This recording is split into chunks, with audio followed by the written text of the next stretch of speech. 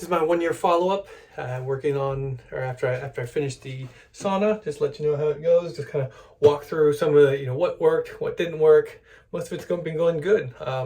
It's probably been used 30, maybe 40 times. It's actually been, you can see I have it turned on right now, just kind of showing you some of the safety features.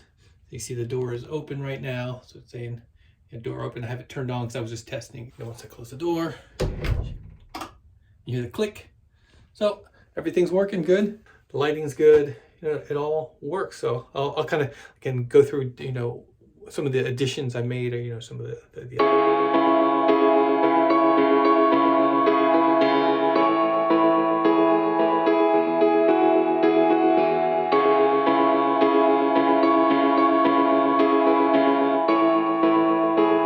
just no big issues. So happy, especially building my first sauna like this. Kind of added, this piece fell off here, I didn't do a good job, but one of the little small things I added was a towel or a rack here to put your robe on.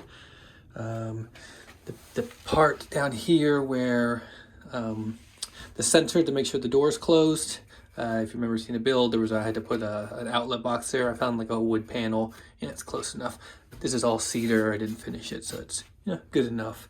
I really tried to keep the door sealed as best as I can, so I added one of these little U-shaped sweep here, with multiple pieces that go down. That gives a good seal. One of the things I had to adjust a little bit, so there's this sensor right here. Again, that comes from this outlet box, and it's what makes the loop to let the control unit know that the door is closed. I believe it came with its own magnet here, but I got a stronger one, like one of these neodymium magnets, and put it in there just so, because I think I had a little extra gap, but that was just a small issue. Other than that, the doors held up pretty good. It was green, the lumber, so it's I got a little bit of gaps here, but it's fine. It's still sealed. It's not a big issue. For what it is, it's kind of meant to be look rustic like this. I added handles on the door. I don't think I showed that. These were I just got some extra pieces of cedar. Little block here. I tried brad nailing it in, that wasn't strong enough. Obviously I should have known better than that, so I had to pull it off, and then I used a dowel. Oh, that's strong. So I used, what I found was the best was these. They go to the closet. These usually sit on the top of the closet. This goes on here so that you can kind of push in and it locks the closet. I found this was pretty good for this. I got it just tuned right so that it closes like this.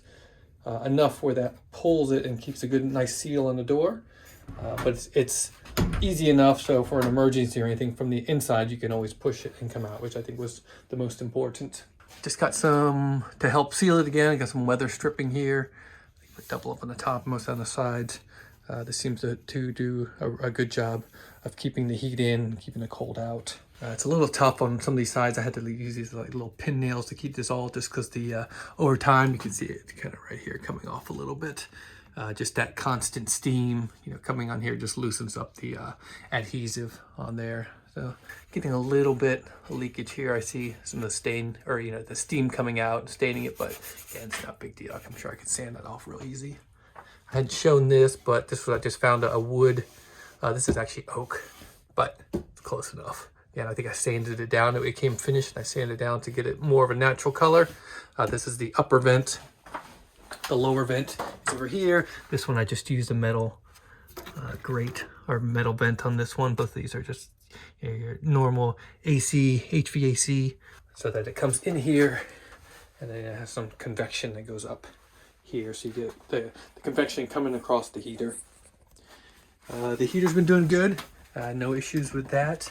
It's I used what they recommended for separating from the walls, but I felt it after it's been running for a while. No issues there. No issues behind it. One of the biggest things I put in was this floor, which I think I showed it a little bit. But I just put these. I think they were like 3/8 inch runners on the bottom. I had these were pressure treated, so they can sit right on concrete, but I happen to have this from the building, so that was good. And then I had extra, again, cedar left over, so these just run on the top, keep your feet from having to walk directly on the concrete. I made this all modular just because it was already built to fit in here. It's hard to see it, but each one of these, it comes in as like one piece. I think it's like 3 different pieces that I was able to get it in here after it's all built, and then I can kind of move it around.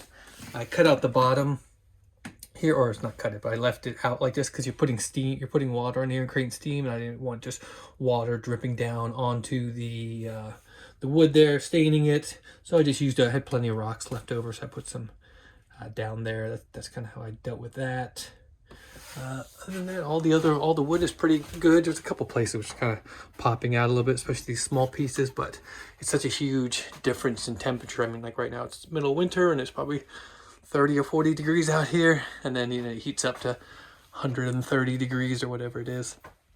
So it's a big differential, so that you expect all this stuff to kind of warp, but it's doing its job. It's really just for looks anyways, and the, you know, the nice aromatics of it. You see everything else is pretty much still in place. I haven't seen any leaking on the light. That's what my one other concern, just because anywhere where I had to go through. The seat's been very stable. I can't remember if I showed, but I got one of these really strong brackets here. I think it's actually made for a bathroom, whatever, but these things hold like 300 pounds or something, you know, absurd like that. And then I used, I think I put like 4-inch long 1/4 inch into the stud, so it's a 2x6, so there's plenty of strength. Let alone that there's lag bolts all the way around here into the sides, you know, all around here, so it's hitting studs all around, and then this middle is supporting, so there's, I mean, almost no chance it's going to break. You can see that. So I have this piece again that was, you know, it sits on top of the edge there, and then it's just lays flat here so that it have a nice, you know, got the gap all right, so it looks nice like it's sitting there, but in case I ever need to move it, I can. I can show you the wiring here. Make sure I turn off the electricity. That was one of the concerns that I had. Was I read somewhere that the sauna heaters don't work very well with this GFCI, but it's been running again for a year, 30 times or so at least. I haven't seen any issues, so no problems there. So there had been some questions about the electrical. So I can open up and I'll just show you some. I can't get back here just because I don't feel like taking off the 300 pounds of rocks. I think 200, whatever. But this is all watertight connections here, so it seals on the back. There's a grommet that seals it in here. This is waterproof and also high temperature. It's just kind of expensive, very difficult to find. I can only get like 20 feet of it, but I got that. And then this is an outdoor outlet box that's sealed as well. So here's the, kind of get it out a little bit. So kind of what expected, or maybe not expected, but I got this high temperature, they call it appliance wire. And so that's actually what's running from here through the conduit up inside there. And it's probably overkill, but it recommended having high temperature just because it's sitting behind where the heat is. I marked all of these, the ground, and then the 2 hots, and then just tied it in. I don't want to pull it all out here, but it's just tied in with the electric, or the 240 4 conductor that was coming from, oh sorry, 4 conductor, 3 conductor, because there's no neutral needed. So that's all, you know, just tying in from the breaker over to here, and then they just connected here, and then this is what keeps it sealed behind the wall. I added a light switch on here, obviously because there's a light there. Toggle switch, but it also has a dimmer. I found that was really helpful because sometimes you don't want to be sitting in here, the really bright, you know, light. So give a chance just to, I said, just dim it, you know, give it a little bit better ambiance. The heat sensor, maybe this is a little bit too high, but I did, you know, recommend it on the, you know, on the height where you wanted it. So it's gonna, so you have to, so there is a big temperature differential up here near the ceiling where obviously all the heat collects, and when you're sitting, you know, down lower here. I haven't put in a second row just because this has just been enough for, you know, just 2 or 3 of us. This is enough. I think it's like about 5 feet or so. I got one of these little backrests on this side, and another one on that side, so you can kind of sit down. All right, so I think that answered all the questions that I can remember from the different comments. So if you have any more, just write them down in the comments to this one. I'll try to answer them. Probably won't do another follow-up, but I like to have this just kind of review of how it was. It was a lot of work that went into it but it's all stable and working well. So if you want to do this project, it's something you can kind of follow along, and again, ask any questions or any problems you run into.